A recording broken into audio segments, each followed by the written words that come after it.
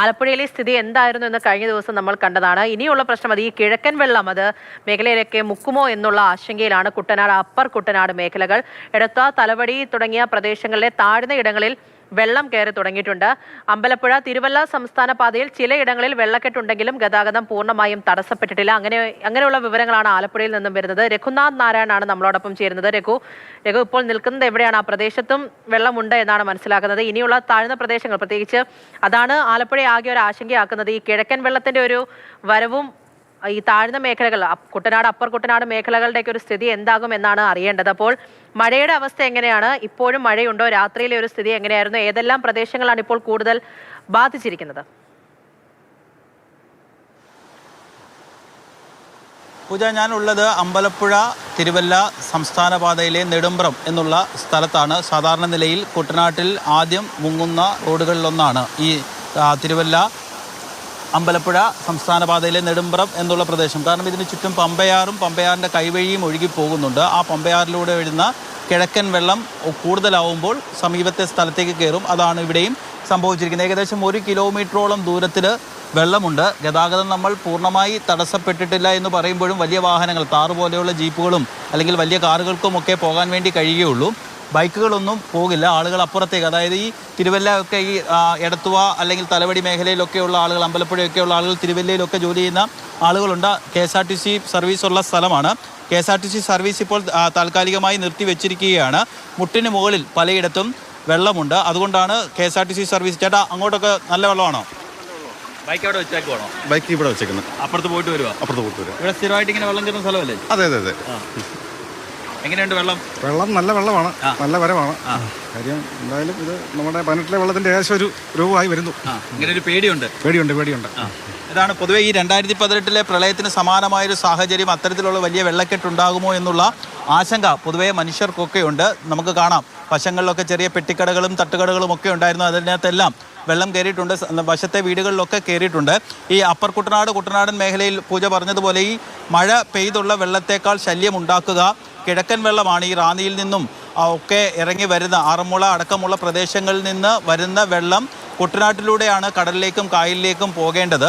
അതുകൊണ്ട് സ്വാഭാവികമായിട്ട് തന്നെ അവിടെ ഇറങ്ങുന്ന വെള്ളം വന്ന് നിറയുക കുട്ടനാട്ടിലാണ്. പക്ഷേ കുട്ടനാട്ടിൽ ഇപ്പോൾ വലിയ വെള്ളക്കെട്ടില്ലാത്തത് കൊണ്ടും പാടശേഖരങ്ങളിലൊക്കെ കാര്യമായി വെള്ളമില്ലാത്തത് കൊണ്ടും നമ്മുടെ തോട്ടപ്പള്ളി സ്പിൽവേ തുറന്നിട്ടേക്കുന്നത് കൊണ്ടുമൊക്കെ കാര്യമായ പ്രശ്നങ്ങൾ ഉണ്ടാകില്ല എന്നുള്ളൊരു പ്രതീക്ഷയാണ്. ഇപ്പോൾ ഇവിടുത്തെ പഞ്ചായത്ത് അംഗം എന്നോടൊപ്പം ചേരുന്നുണ്ട്. എന്താ ഈ തലവടിയിലെ മൊത്തത്തിലുള്ള അവസ്ഥ എന്താ? തലവടി പഞ്ചായത്തിൻ്റെ വിവിധ പ്രദേശങ്ങളെല്ലാം വെള്ളത്തിലാണ്. ഇപ്പം കിഴക്കുനിന്ന് വരുന്ന വെള്ളം മൊത്തം ഒഴുകി പോകേണ്ട കുട്ടനാടിൻ്റെ ഈ പ്രദേശത്തൂടാണ്. അപ്പോൾ ഈ ആറുകളുടെയും തോടുകളുടെയും ആഴം കുറഞ്ഞതോടെ എല്ലാ സ്ഥലത്തും വെള്ളം കയറിയിരിക്കുകയാണ്. അതുപോലെ ദുരിതാശ്വാസ ക്യാമ്പുകളുടെ പ്രവർത്തനം ആരംഭിച്ചു.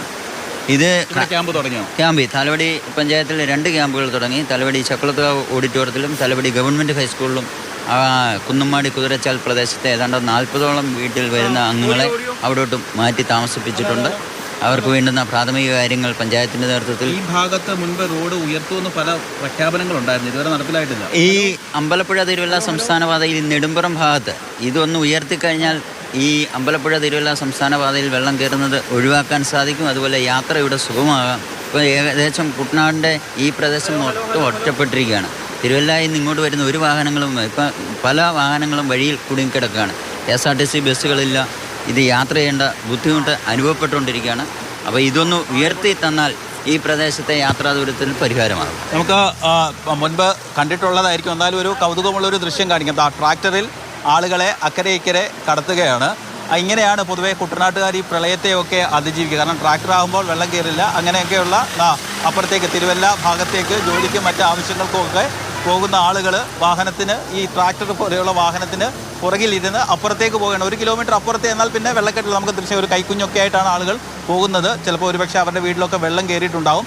അവിടുന്ന് ബന്ധുവീടുകളിലേക്കൊക്കെ പോവുകയാണ്. ഇങ്ങനെയാണ് പ്രളയത്തെയും ഒപ്പം തന്നെ വെള്ളക്കെട്ടിനെയൊക്കെ കുട്ടനാട്ടുകാർ അതിജീവിക്കുന്നത്. നമുക്ക് മറ്റൊരു ഈ പ്രധാനപ്പെട്ട ഒരു പ്രശ്നം, ഈ ചില ആളുകളൊക്കെ ഒരു കോൺഫിഡൻസ് ലെവൽ കൂടിയിട്ട് വാഹനം ഇതിനകത്തൂടെ, ഈ വെള്ളക്കെട്ടിനകത്തൂടെ കയറ്റും. അപ്പോൾ സ്വാഭാവികമായിട്ട് തന്നെ വാഹനം നിന്നു.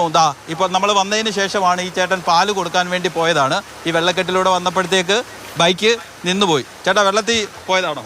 വെള്ളത്തിൽ പോയതാ, നിന്ന് പോയതാ. ആ ഇനി എന്താ ചെയ്യാ? ഇനി എന്ത് ചെയ്യാനാ, വീട്ടിൽ കൊണ്ട് കളയേ രക്ഷയുള്ളൂ. ഇതാണ് പൊതുവെ ഈ ഇങ്ങനെ ബൈക്കുകൾ സ്ഥിരം ഇങ്ങനെ വിടാറുണ്ട്. സ്ഥിരം നിന്ന് പോകാറുണ്ട്. കാരണം ഈ ഏരിയ അവിടെ വളമുണ്ടല്ലോ, മില്ലൊക്കെ ഉള്ളു, അവിടെയൊക്കെ ഭയങ്കര വെള്ളമാണ്. നമുക്ക് യാത്ര ചെയ്യാൻ ബുദ്ധിമുട്ടാണ്. ഈ വെള്ളപ്പൊക്ക കാലത്ത് ഞങ്ങളെ കൊണ്ട് കർഷകർ ഈ പാല് മൊത്തം കളയേ രക്ഷയുള്ളൂ. പാല് കൊണ്ടുപോകാൻ പോയതാണോ? കൊണ്ടുപോകാൻ പോയതാ. ഇനി പോകാൻ പറ്റില്ല. ഇല്ല.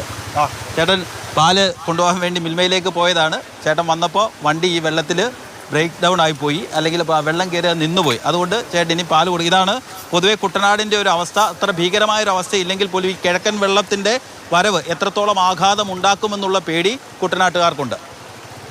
ശരി, രഘുവാണ് കാര്യങ്ങൾ പറഞ്ഞത്. ഇതൊക്കെയാണ് അവിടുത്തെ അവസ്ഥ. വെള്ളക്കെട്ട് പലയിടങ്ങളിലുമുണ്ട്. ഈ സൂചിപ്പിച്ച പോലെ മഴയൊക്കെ കഴിയുകയാണെങ്കിൽ ഇപ്പോൾ കിഴക്കൻ വെള്ളത്തിന്റെ ഒരു ഒഴുക്ക് ഈ ഒരു വഴിയാണ്. ഇപ്പോൾ റാന്നിയിലും ആറന്മുളയിലും ഒക്കെ വെള്ളം ഇതുവഴിയാണ് ഇനി കടലിൽ ചേരേണ്ടത്. അതാണ് താഴ്ന്ന പ്രദേശങ്ങളൊക്കെ ഇനി വെള്ളം കയറുമോ എന്നുള്ളതാണ്. മഴയ്ക്ക് ശേഷമുള്ള ഒരു ആശങ്ക പലയിടങ്ങളിലും ഇങ്ങനെയൊക്കെയാണ്.